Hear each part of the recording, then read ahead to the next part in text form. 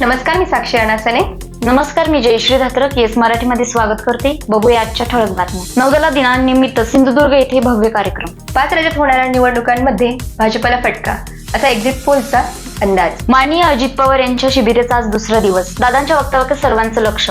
आज मनोज जरांगे यांची जालन्यामध्ये सभा. ठाकरे गटाचे उपनेते दत्त दळवींना जामीन मंजूर. राष्ट्रवादी काँग्रेसचे प्रदेशाध्यक्ष जयंत पाटील यांच्या नेतृत्वाखाली मोर्चा. महाराष्ट्र हवेची चक्रकार परिस्थिती. मुसळधार पावसाचा इशारा.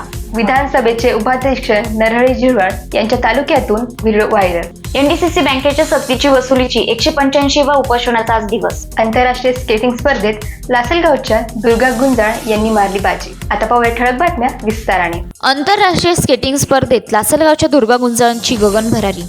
लासलगावच्या विसा स्केटिंग अकॅडमीची दुर्गा गोल्ड व सिल्वर या 2 पदकांची मानकरी. लासलगाव येथील विसा स्केटिंग अकॅडमीची कुमारी दुर्गा दिलीप गुंजाळ हिने गोल्ड व सिल्वर पदकं मिळवून आंतरराष्ट्रीय विजय मिळवला. विराज श्याम चौधरी याने 2 कांस्य पदक, पियुष अजय धनवटे या स्केटर्सने देशासाठी 4 आंतरराष्ट्रीय पदके प्राप्त केल्याने त्याचे परिसरातून अभिनंदन होत आहे. भारत, श्रीलंका, UAE, मालदीव आणि केनिया या 5 देशांच्या सहभागासह आंतरराष्ट्रीय एड्युरन्स चॅलेंज 2023 स्पर्धेत नुकतीच या पब्लिक स्कूल खोपोलीन मुंबई येथे संपन्न झाली. इंडियन एड्युरन्स फेडरेशनच्या संयुक्त विद्यमाने एड्युरन्स वर्ल्ड फेडरेशनने ही स्पर्धा आयोजित केली होती, ज्यामध्ये भारत, श्रीलंका, UAE, मालदीव आणि केनिया या देशांचा समावेश. मालदीव आणि केनिया या देशातील सुमारे 500 स्केटर्स सहभागी झाले होते. या आंतरराष्ट्रीय स्पर्धेसाठी लासलगावच्या विसा स्केटिंग अकॅडमीची कुमारी दुर्गा गुंजाळ, कुमार विराज श्याम चौधरी, पियुष अजय धनवटे यांची निवड झाली होती. ही अभिमानाची बाब आहे. स्केटिंग प्रशिक्षक श्याम चौधरी यांच्या मार्गदर्शनाखाली प्रशिक्षक घेतलेल्या स्केटर्सनी पहिल्याच दिवशी आपली सर्वोत्तम कामगिरी करून भारतासाठी 4 पदके जिंकली, ज्यात सुवर्ण, सिल्वर आणि 2 कांस्य पदकांचा समावेश आहे. भारतीय संघाने या एड्युरन्स इंटरनॅशनल चॅलेंज 2023 सर्वाधिक पदके जिंकून नंबर 1 टीम चॅम्पियनशिपची विजेती पदाची ट्रॉफी जिंकली. पदक तालिकेत भारत प्रथम, श्रीलंका दुसऱ्या तर मालदीवचा संघ 3ऱ्या स्थानावर राहिला. केनिया संघ 4थ्या तर UAE संघ 5व्या स्थानावर राहिले. सर्व विजेते विद्यार्थ्यांचे स्केटिंग अकॅडमी मुख्य प्रशिक्षक श्याम चौधरी यांच्या मार्गदर्शनाखाली प्रशिक्षण घेत आहे. प्रतिनिधी शरद लोकरे, लासलगाव. राष्ट्रवादी काँग्रेस गटाचे प्रदेशाध्यक्ष जयंत पाटील यांच्या नेतृत्वाखाली भव्य मोर्चा. आज दिंडोरी येथे लोकसभा मतदारसंघ राष्ट्रवादी काँग्रेस शरद पवार गट यांच्यातर्फे शेतकरी मेळावा व आंदोलन करण्यात आले. याप्रसंगी हजारो शेतकरी बांधव ट्रॅक्टर घेऊन रस्त्यावर उतरले होते. सदरची ट्रॅक्टर रॅली निमित्ताने शरद पवार गटाने व महाविकास आघाडीने शक्ती प्रदर्शन करण्याचा प्रयत्न केला. विधानसभा उपाध्यक्ष नरहरी झिरवाळ यांनी अजित पवार यांचा हात धरून भाजपासोबत जाण्याचा निर्णय घेतला. तसेच शिवसेनेचे माजी आमदार धनंजय महाले यांनी मुख्यमंत्री एकनाथ शिंदे यांच्यासोबत जाण्याचा निर्णय घेतला होता. या पार्श्वभूमीवर महाविकास आघाडी व प्रामुख्याने राष्ट्रवादीचे जिल्हा कार्याध्यक्ष दत्तात्रय पाटील यांच्या दृष्टीने आजचे शक्तीप्रदर्शन महत्त्वाचे ठरले.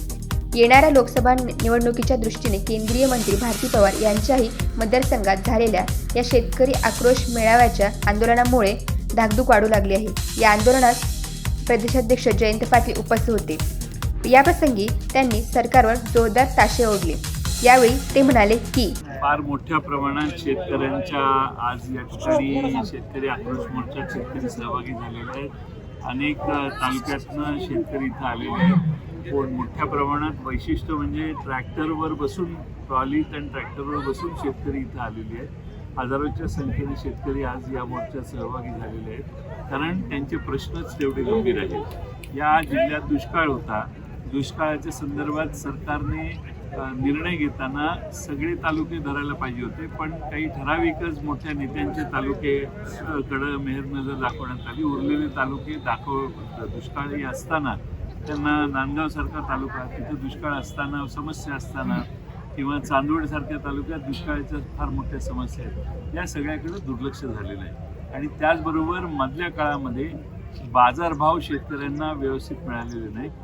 या ठिकाणी कांद्यावर एक्सपोर्ट ड्युटी 40% लावण्यात आली. त्याचबरोबर त्यामुळं कांद्याचे दर मधल्या काळात कमी पडले. सरकारने 350 रुपये अनुदान देण्याची घोषणा केली.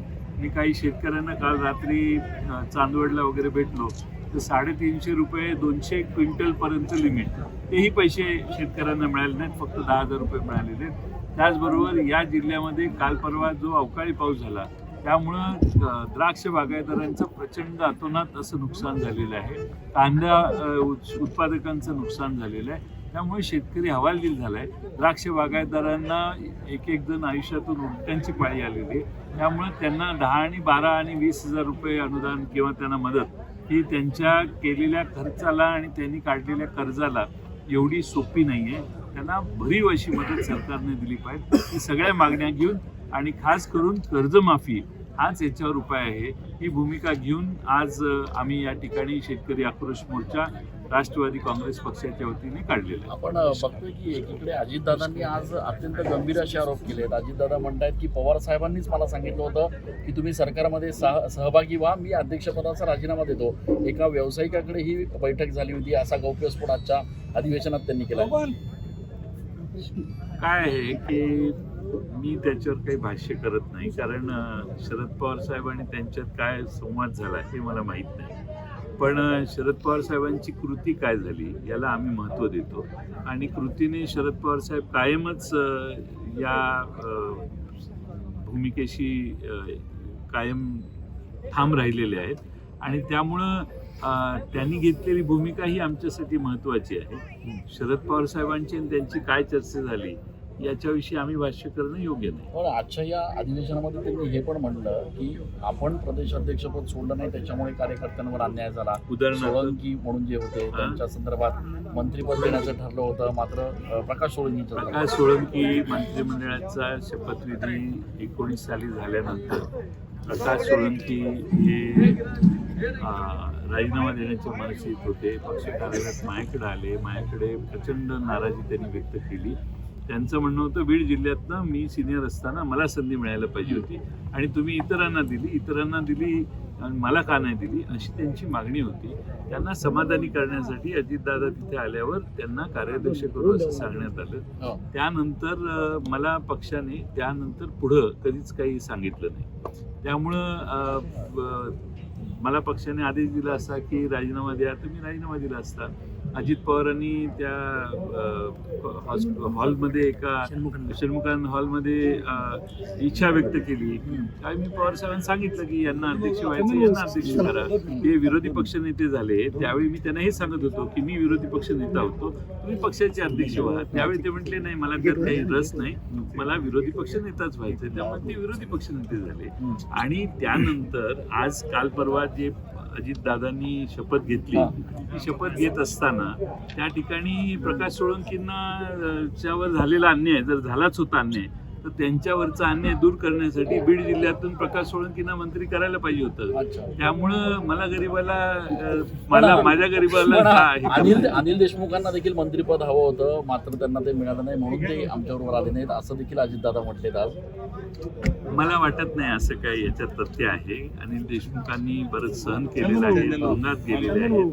त्यामुळं त्यांना कुठं जायचं आणि काय जायचं त्यांची मतं स्पष्ट होती. त्यामुळे मला वाटत नाही की असं काही घडलंय. माझ्यासमोर तर कधी घडलेलं नाही. आणि अनिल देशमुख आता राष्ट्रवादीचं विदर्भात फार जोरात काम करत आहेत. आमचे वरिष्ठ जे आहेत ते आजही पावसात भिजतात, त्यांना त्याची आवश्यकता नाही असं देखील अजितदादा. बरोबर आहे, हे खरं आहे. शेतकऱ्यांना 30 रुपये द्यायचे. तसं या नाशिक जिल्ह्यात मला मगाशी सकाळी शेतकरी तरुण मुलं, तरणी बाण मुलं जे दुधाचा व्यवसाय करतात ती एका शेतात येऊन भेटली आणि म्हटले, साहेब 27 रुपये आम्हाला मिळतात. त्या शेतकऱ्याने जे पत्र दिले त्याने तर मला पत्रात दिले 25 रुपये आम्हाला दुधाचा दर मिळतो. आम्ही जगायचं कसं हे सांगा. म्हणजे आमचा शेती उद्ध्वस्त झाली तर आम्ही जनावरं तरी सांभाळून जगण्याचा प्रयत्न करत असू, तर त्याला देखील तुमच्या राज्यात दर नसेल तर मग सरकारने या दुधाला, कर्नाटक सरकार लिटरला 5 रुपये अनुदान देतं. कर्नाटकात शेतकऱ्याने दूध काढलं आणि घातलं संघाला की 5 रुपये अनुदान जातं. त्या 5 रुपयाच्या दरामुळं कर्नाटकचं दूध मुंबईत विकलं जातं आणि महाराष्ट्रातली दूध विकत नाहीत, अशी परिस्थिती आज मुंबईतल्या बाजारातली झालेली आहे. कारण त्यांचा दर 5 रुपयाचा 3 रुपये डिस्काउंट करतात, 2 रुपये डिस्काउंट करतात. पुण्यात आणून त्यांनी नंदिनी नावानं ब्रँड काढलाय, त्याचं दूध विकलं जातं. म्हणजे या राज्यामध्ये शेजारच्या राज्यातल्या अमूलचं दूध विकण्याची व्यवस्था आहे, कर्नाटकच्या नंदिनीचं दूध विकायची व्यवस्था आहे. पण मुंबई आमची राजधानी, मुंबईत चढ्या दरानं दूध विकायची व्यवस्था असताना महाराष्ट्रातलं दूध चढ्या दराने मुंबईत विकायची व्यवस्था नाही. आणि म्हणून आम्हाला आता 25 आणि 27 रुपये दूध उत्पादकांना दर घ्यावा लागतो. हे आणखीन एक संकट तुमच्या आमच्यावर आहे. आपल्याला दूध उत्पादकांची देखील संघटितपणाने राज्य सरकारला जाग येईल अशा पद्धतीनं आपल्याला कधीतरी एकत्रित यावं लागेल. एवढंच या निमित्तानं आज मी आपल्या सगळ्यांना सांगतो. सुरगाणा तालुक्यात दुसरी श्रीभुवन धरणाची क्षमता वाढवण्याची कामं न झाल्यामुळे सुरगाणा तालुक्यात सिंचनाच्या पाण्याच्या समस्या आहेत. ते सगळे वळण बंधारे जे आहेत, मी जलसंपदा मंत्री असताना बरीच चालना दिली, पण आता ते गणित जरा स्पीड कमी झालेला दिसतोय. आणि त्यामुळं वळण बंधाऱ्यामुळे सुरगाणा तालुका असेल, या भागातले डोंगरात असणाऱ्या अनेक छोटी छोटी धरणं बांधायचं मी कबूल केलेलं होतं. कारण तिथलं पाणी जर दुसरीकडे जाणं असेल तर तिथल्या आदिवासी समाजावर अन्याय होऊ नये म्हणून पहिल्यांदा ती लहान धरणं बांधून देऊन आदिवासी समाजाचं पाण्याचं पोट भरलं. पाण्यासाठी त्यांची जी गरज आहे ती पूर्ण झाली की मग उरलेलं पाणी दुसरीकडे द्यावं, ही सगळ्या नाशिक जिल्ह्यातल्या आदिवासी भागातल्या शेतकऱ्यांची मागणी होती. त्याप्रमाणे आम्ही काही निर्णय देखील घ्यायला सुरुवात केली. सरकार गेलं, प्रश्न राहिला. पण मी आपल्याला हे सांगतोय की आज आपल्याला कांदा उत्पादकांच्या समस्या, काल गारपीट झाली, कांदा उद्ध्वस्त झालेला पोत्यात आणून शेतकऱ्यांनी माझ्यासमोर काल रात्री होतला चांदवडला. कांद्याचा एक्सपोर्ट करण्यासाठी 40% एक्सपोर्ट फी आहे, सरकारनं नाही काढली. जर एक्सपोर्ट ड्युटी तुमची 40% जर तुम्ही ठेवली तर आमचा शेतकरी महाराष्ट्र देशाच्या बाहेर कांदा पाठवून जरा गबर झाला असता. ती संधी तुम्ही घालवली. मग अशी कोणीतरी सांगितलं शेतकऱ्यांनी की आम्ही आमचे माल बांगलादेशला पाठवायला लागलो, ह्या बॉर्डरला गेलो, त्या बॉर्डरला गेलो, आमचा माल बाहेर यायला आणि बॉर्डरी सील करायला, बॉर्डरी बंद करायची गाठ एक व्हायला लागली आहे. आणि त्यामुळं बांगलादेशला एवढ्या चढ्या दराने आपला माल जातो. आता बांगलादेशने पण द्राक्षावर इम्पोर्ट ड्युटी बसवली. त्यामुळं आपला शेतकरी जो जरा बऱ्यापैकी तिथं व्यवहार करत होता त्याच्यातही अडथळे तयार झाले आहेत. केंद्र सरकारने बांगलादेशला सुनावलं पाहिजे की शेतीमालावर किमान खाण्याच्या पदार्थावर, फळांवर देखील इम्पोर्ट ड्युटी बसवायचं काम तुम्ही करू नका. आणि म्हणून अशा अनेक समस्या आहेत. कांद्याच्या उत्पादकाचा 350 रुपये प्रति क्विंटल न मिळाल्याचा एक मनात, सामान्य शेतकऱ्यांच्या मनात फार तीव्र नाराजी आहे. पण त्याच्यापेक्षा जास्त नाराजी आहे ती पीक विमा न मिळाल्याबद्दल. 1 रुपयात पीक विमा म्हणे घोषणा केली, म्हणजे वरचा प्रीमियम जो आहे तो सरकारने त्या पीक विमा कंपनीच्या बोकांडीवर घातला. आणि जेवढे पैसे त्यांना घेतले, भारतातली एक तरी पीक विम्याची कंपनी किंवा विमा कंपनी कधी तोट्यात गेली आहे का? या पीक विमा कंपन्या चालतात कशा? तुम्ही आम्ही जो प्रीमियम भरतो तो प्रीमियम समजा माझ्याकडे 10 कोटी गोळा झाला तर त्या पिकावर 10 कोटीच्या आत 4 कोटी, 3 कोटी, 5 कोटीच्या वर मी कधी कोणाला भरपाई देत नाही. म्हणजे 4-5 कोटी मी घरी घेऊन जाणार. आणि त्यामुळं आपल्याला हे फसवा पीक विम्याचा कार्यक्रम महाराष्ट्रात जो चालू आहे, त्या पीक विम्याच्या कंपन्या म्हणतात की सॅटेलाइट वरून आम्ही हुडकून काढलंय, इथं केळीच नव्हती म्हणून जळगावमध्ये, सॅटेलाइट वर आम्ही हुडकून काढलंय, हे पीकच त्या ठिकाणी नव्हतं. तुम्ही पीक विमा ज्यावेळी उतरवला त्यावेळी सरकारने आम्हाला सांगितलं का की सॅटेलाइट वरून बघणार आहे बरं का? तुमच्या काय नियम होते ते नवीन नियम कसे तुम्ही लावता? त्यामुळं पीक विमा कंपन्यांची फसवणूक शेतकऱ्यांची करण्याचा हा उद्योग सरकारने इंटरव्हीन करून ताबडतोब थांबवला पाहिजे. आणि सरसकट ज्याचं नुकसान झालंय, आता ट्रिगर म्हणजे काय, असाही ट्रिगर असतो. आमच्याकडं तासगावला द्राक्ष बागायतदार बरेच आहेत, आमच्या वाळे तालुक्यात आहेत, कवठे मंकळ आहेत, आटपाडीला आहेत. पीक विम्याचा ट्रिगर 25 मिलीमीटर सतत 3 दिवस पाऊस पडला की एक ट्रिगर चालू होतो. आता एकदा तो पडतो 40 मिलीमीटर, एकदा पडतो 20 मिलीमीटर, 75 मिलीमीटरच्या पेक्षा जास्त जातो, पण 4 दिवसात जातो. ट्रिगर चालू होत नाही. नुकसान व्हायचं ते होतच. केळीच्या शेतकऱ्याची ती अवस्था, द्राक्षाच्या शेतकऱ्याची ती अवस्था, सगळ्या फळ बागायतदारांनी जे विमे काढलेले आहेत, ट्रिगर वेगळा आणि परिस्थिती वेगळी, परिस्थितीचा आणि ट्रिगरचा कधीही संबंध येत नाही आणि म्हणून आमच्या महाराष्ट्रातल्या शेतकऱ्यांना पीक विम्याच्या रकमा मिळत नाहीत, ही शोकांतिका आहे. माग मला आठवतं आपल्या राज्याच्या कृषी मंत्र्यांनी सांगितलेलं होतं की दिवाळीपूर्वी सर्व शेतकरी बांधवांना 25% पीक विमा अग्रिम रक्कम वैयक्तिक बँकेत जमा करू, असं राज्याच्या कृषी मंत्र्यांनी सांगितलेलं, असं मला नांदगाव तालुका राष्ट्रवादी काँग्रेस पक्षाच्या तालुका अध्यक्ष महेंद्र बोरसेने दिलेल्या पत्रात लिहिले. नाही तर दिवाळी साजरी करणार नाही, हेही त्यानंतर एक वाक्य होतं. त्यांची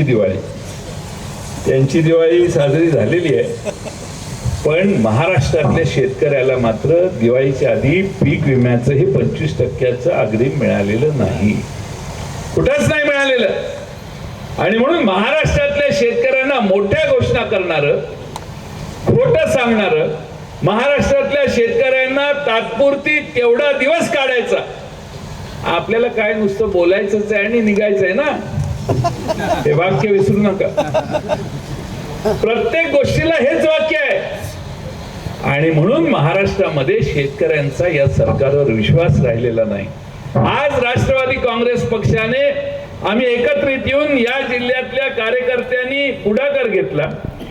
कोंडाजी मामांनी, दत्ताजीराव पाटलांनी मला सांगितलं आम्ही दिंडोरीला मोर्चा काढू, आणि मी सगळ्यांचं अभिनंदन करेन, सगळ्याच नेत्यांचं मी नाव एखादं राहील, पण तुम्ही ज्या जिद्दीनं आज एवढा मोठ्या प्रचंड मोठ्या प्रमाणात मोर्चा काढला, 350-400 ट्रॅक्टरवरून हा मोर्चा इथपर्यंत आला. आपण येताना तहसीलदारांना आपलं निवेदन दिलं, आपलं म्हणणं मांडलं, पण कोणत्याही परिस्थितीत या म्हणण्याचा पाठपुरावा, निवेदन दिलं की विषय संपला असं होणार नाही. हा जयंत पाटील राष्ट्रवादी काँग्रेस पक्षाच्या वतीनं विधानसभेत या सगळ्या मुद्द्याला राष्ट्रवादीच्या माझ्या सुनील भुसारा आहेत, अनिल देशमुख आहेत, राजेश टोपे आहेत, आम्ही सगळे राष्ट्रवादीच्या वतीनं सरकारला हे निर्णय करण्यासाठी विधानसभेच्या येत्या अधिवेशनात भाग पाडण्यासाठी प्रयत्नाची पराकाष्ठा करू, हा विश्वास मी या ठिकाणी देतो. बोलण्यासारखे विषय बरेच आहेत, पण हे सांगत असताना माझी आपणाला विनंती आहे की सरकारने आता ते कृषी निविष्ठा विधेयक 2023 आलेलं आहे, त्यात मसुद्यात बोगस व भेसळयुक्त बियाणे व रासायनिक खते विक्री याला आळा बसावा म्हणून जबाबदारी निश्चित होऊन उत्पादक व विक्रेता यांना जबाबदार धरले असल्याचं त्यात प्रोव्हिजन आहे. म्हणजे काय, मी शेतकऱ्यांना औषधं विकतोय, मी एका मोठ्या कंपनीतनं ती औषधं, माझ्याकडे एजन्सीज आहे, मी त्याची औषधं घेऊन येतो, मी रेकॉर्ड ठेवतो, हे औषध ह्याच्याकडून आणलं, हे औषध ह्याच्याकडून आणलं. जर त्या औषधामध्ये भेसळ असेल, जर ते सिद्ध झालं तर आपण खत विक्री करताना, बियाणं असताना त्यात काही भेसळ आली तर कुणाला पकडतो? उत्पादकाला पकडतो. सामान्य पोरं शेतकऱ्यांची गावागावात ही रासायनिक खताची आणि बियाणांची विक्री करणारी दुकानं काढतात, त्यांचं उपजीविकेचं साधन आहे. आता त्यांना कायद्याच्या कचाट्यात घेतलेलं आहे आणि त्यांना कायद्याच्या कचाट्यात घेऊन त्यांच्याकडून आता काय मिळणार आहे मला माहित नाही, पण त्यांच्या मागच ससेमिरा कायद्याचा लावलेला आहे. अरे बेटा, त्या कंपनीला जाऊन बोल, त्यांच्यावर केस कर. माझ्याकडे जर बियाणं खोटं मी विकलं, मी सांगतो तुम्हाला की ह्या कंपनीकडून आणले, तुम्ही जाऊन त्या कंपनीवर धाड घाला, त्या कंपनीवर त्यांना अटक करा. मी आज BSc ऍग्रिकल्चर करतोय, शेतात ही परिस्थिती मगाशी सांगितलेली आहे. मी थोडंसं दुकान काढलं, बियाणं विकायचा धंदा काढला, खतं विकायचा व्यवसाय सुरू करायला लागला, तुम्ही मला तुरुंगात घालायला लागला, मला दंड लावायला लागला. दंड करा, ज्या कंपनीने भेसळ केलेली आहे त्यांना करा. तुम्ही मोठ्याला सोडणार आणि गरीबाला पकडणार, हे धंदा या सरकारचा आहे. याच्याविषयी आपण सगळ्यांनी एकजुटीनं या बियाणं विकणाऱ्या गावोगावच्या मुलांच्या मागे देखील उभं राहिलं पाहिजे. त्यांनी स्पष्टपणाने सांगितलं पाहिजे, ह्यानं भेसळ केली त्याला जाऊन अटक करा. आमचं काही म्हणणं नाही, भेसळ करणाऱ्या कुणाच्याही मागे आम्ही राहणार नाही, पण लहान तरुण मुलं जी गावागावात दुकानं सुरू करतात त्यावरही विचार केला पाहिजे. वेळ बराच झालाय, पण दिंडोरीच्या या आक्रोश मोर्चासाठी आपण या ठिकाणी आलात. आपल्या राज्यामध्ये आपल्याला सोडून जे गेलेले आहेत ते पंचतारांकित हॉटेलमध्ये बसून बाकीच्या प्रश्नांवर चर्चा करतायत. पण आमच्या शरद पवार साहेबांच्या राष्ट्रवादीला शेतकऱ्यांचे प्रश्न महत्वाचे आहेत. जर तुम्ही विकासासाठी कुठं गेला असाल, विकासासाठी गेला असाल तर मग या शेतकऱ्याच्या मागे उभा राहा. तिजोरी आज तुमच्या हातात आहे. पीक विम्याची सगळी व्यवस्था तुमच्या हातात आहे.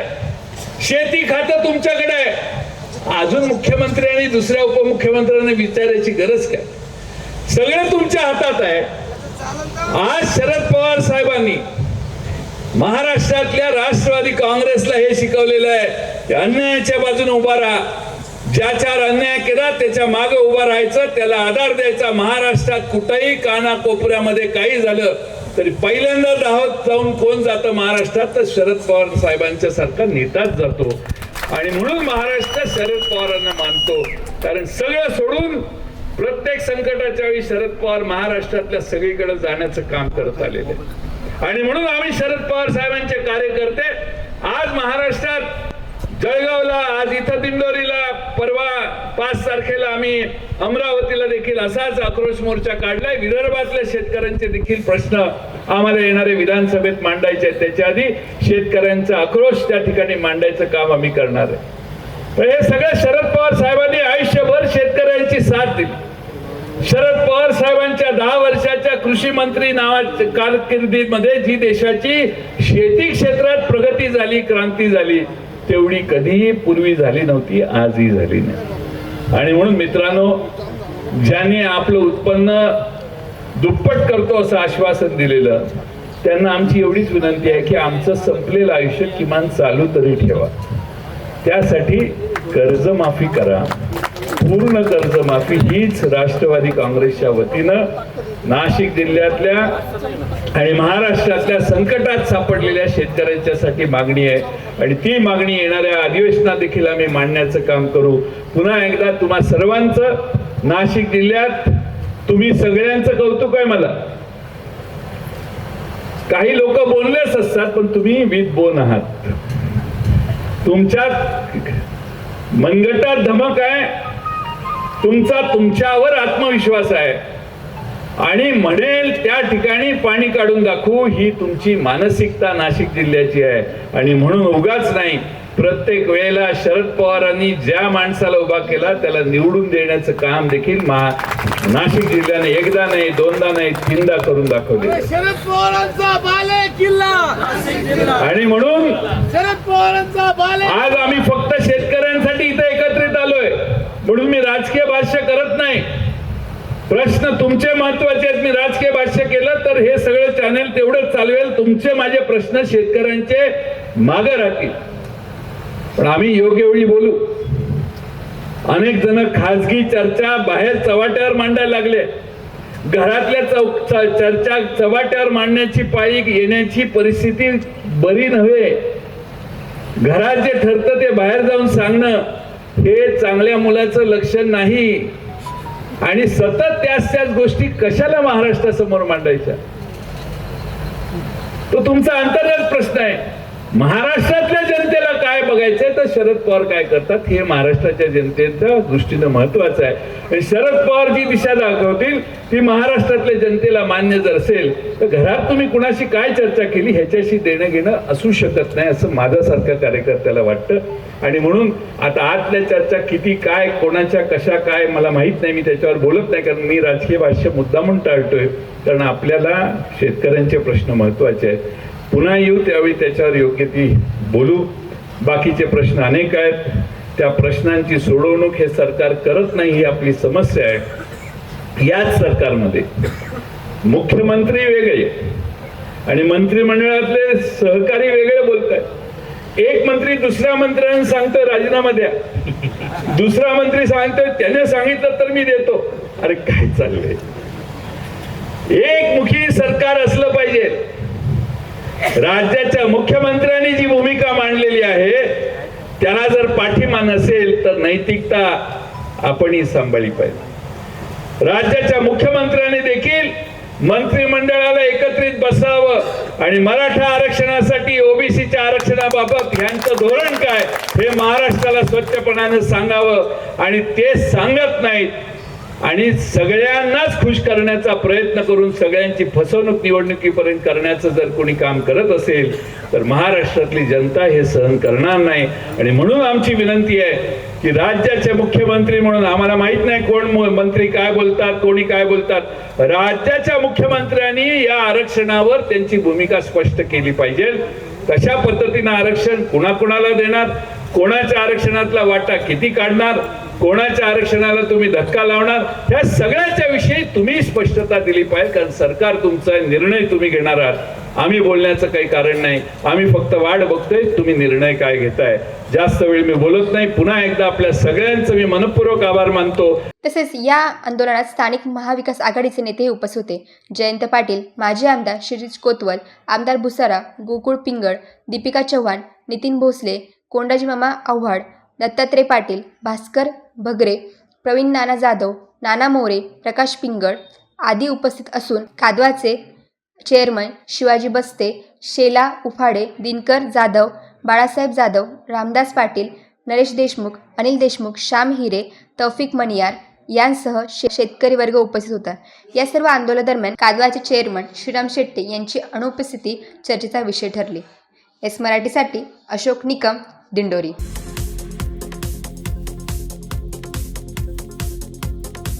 हे होते आजचे आपले ठळक घडामोडी. आता आपण बघणार आहोत आपला एक विशेष कार्यक्रम, आपला नेता.